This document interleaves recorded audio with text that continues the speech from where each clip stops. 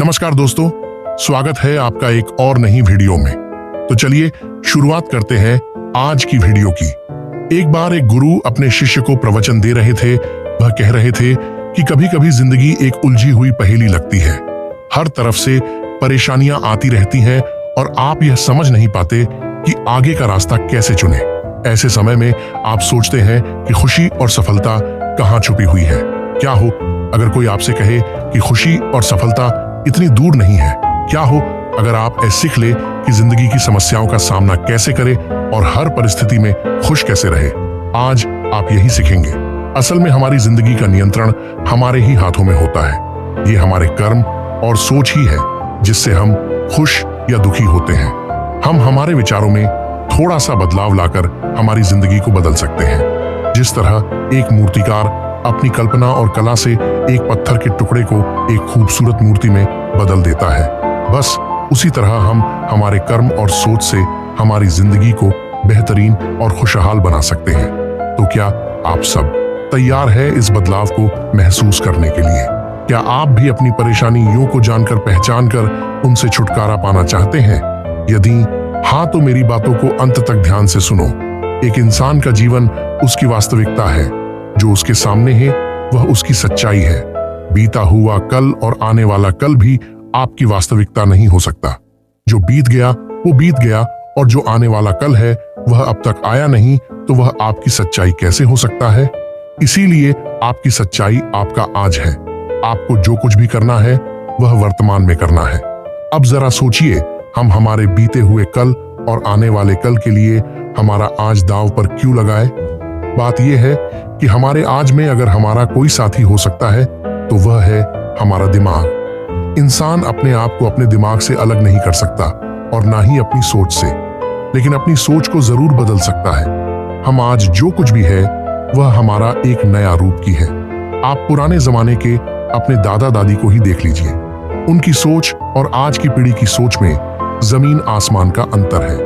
इंसान के दिमाग को प्रकृति ने प्रगतिशील यानी आगे बढ़ने वाला ही बनाया है। उसे समय के साथ बदलने की क्षमता प्रदान की है। वह जो आज है वह उसके विचारों की वजह से ही है। उसके जीवन का हर एक अनुभव उसके चरित्र और मानसिकता बनाने के लिए जिम्मेदार है। यही चीज उसकी सबसे बड़ी कमजोरी साबित हो सकती है या फिर उसकी सबसे बड़ी ताकत। इसीलिए हमारे बड़े बुजुर्ग कहते थे कि लालच बुरी बला है, लेकिन लालच आखिर है क्या? यह हमारे सोच की ही एक उपज है। यह हमारे अंदर की एक भावना है। अगर हम चाहें तो इसे हमारे दिमाग से हटा सकते हैं। ये जो इच्छाएं होती हैं वह हमारे जीवन की समस्याओं का सबसे बड़ा कारण है। परस्पर विरोधी इच्छाएं कठिनाइयां, रंज और परेशानियां लाती हैं। किसी महापुरुष ने कहा था कि सारी आफत इच्छा और काम वासना में है, नहीं तो इस दुनिया में सर्वत ही सर्वत है।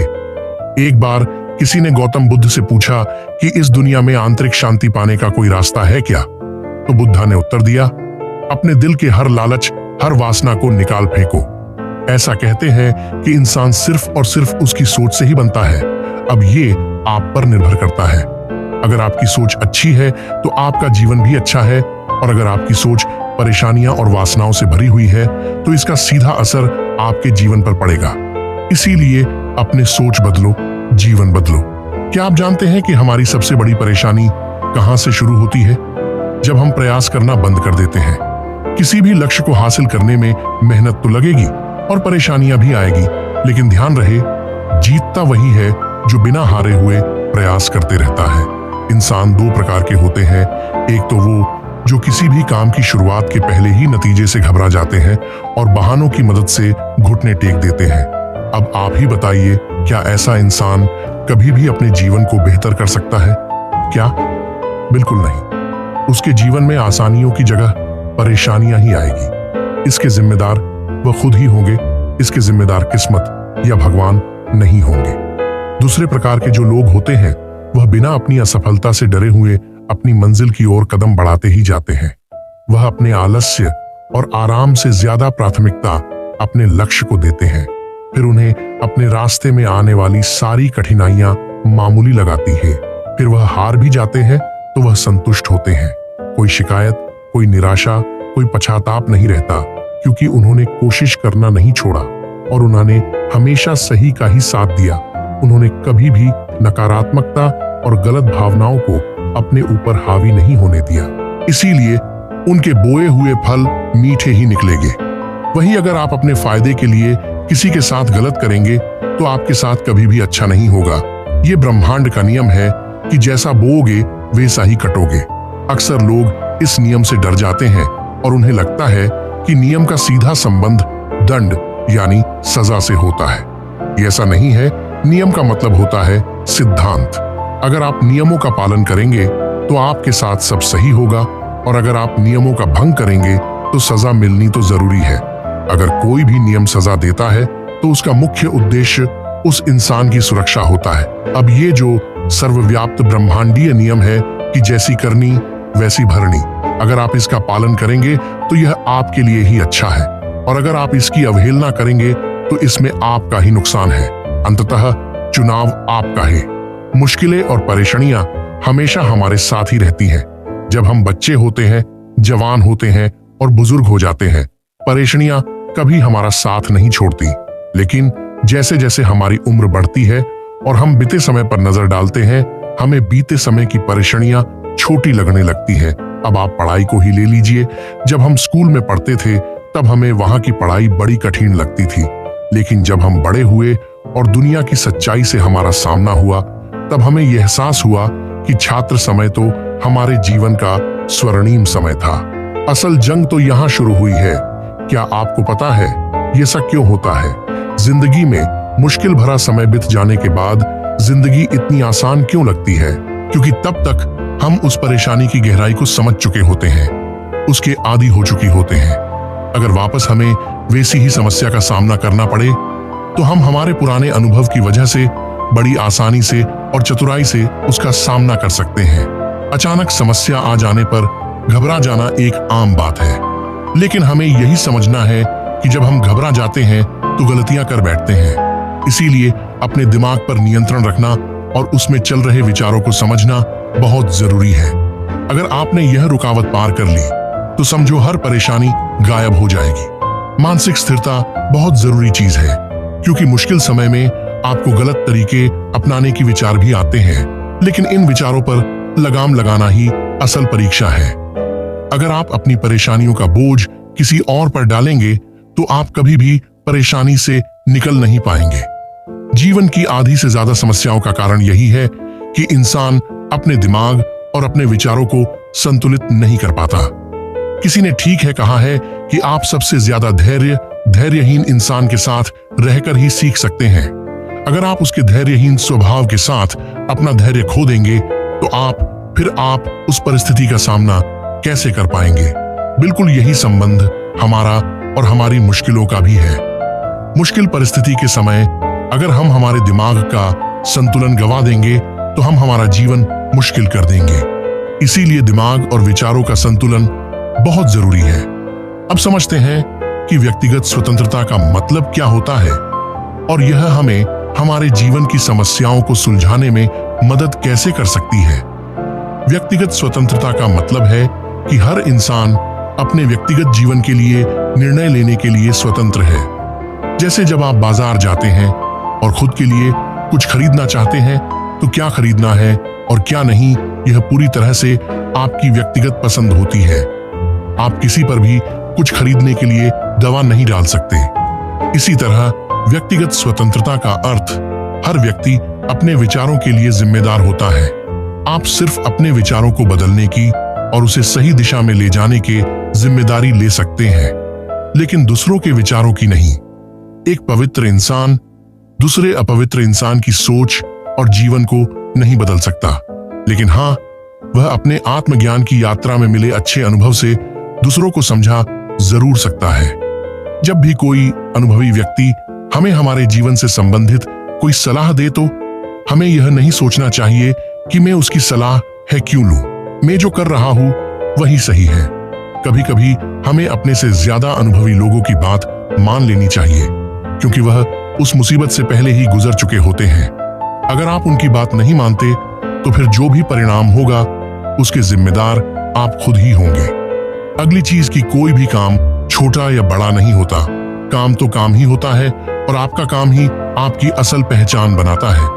मान लो अगर आपको कोई बहुत बड़ा व्यापारी बनना है तो आपको शुरुआत छोटे व्यवसाय से ही करनी पड़ेगी।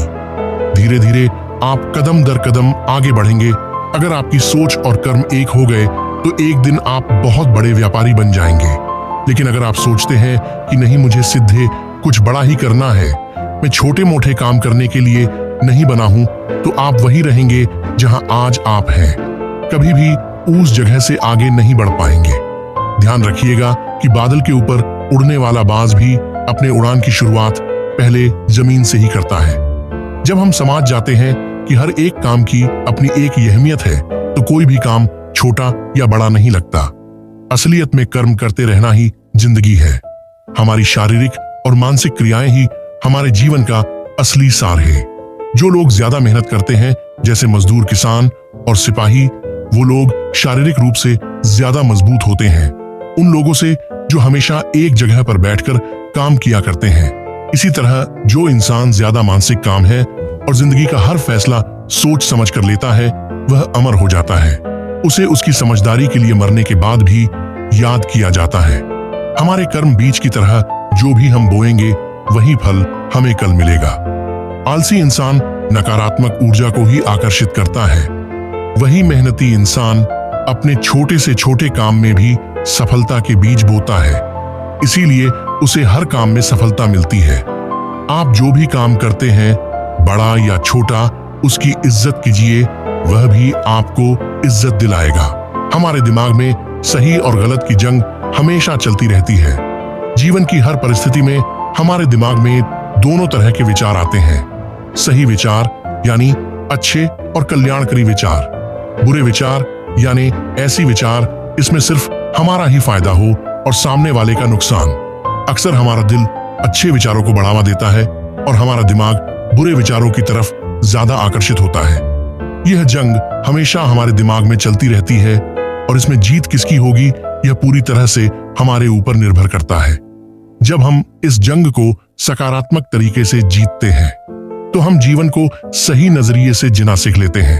अगर जीवन में हमारा किसी के साथ मतभेद होता है तो हम बेहसबाजी, लड़ाई झगड़े के बजाय शांति पर विश्वास करते हैं, क्योंकि हम जानते हैं कि लड़ाई से पीछे हटने में ही समझदारी है। असल में लड़ाई हमारे मन की जलन, लालच और बुरी सोच का नतीजा है और शांति हमारे मन का सुकून, दया और करुणा का नतीजा है। क्रोध बड़ी ही बुरी चीज है।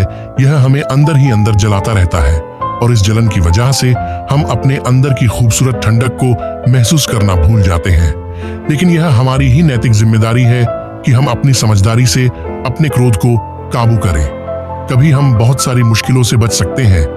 क्रोध पर काबू पाने का एक आसान तरीका है और वह है लंबी और गहरी सांस लेना और छोड़ना। जब भी आपको क्रोध आए और कुछ समझ में ना आए, तब आप यह अभ्यास कर सकते हैं।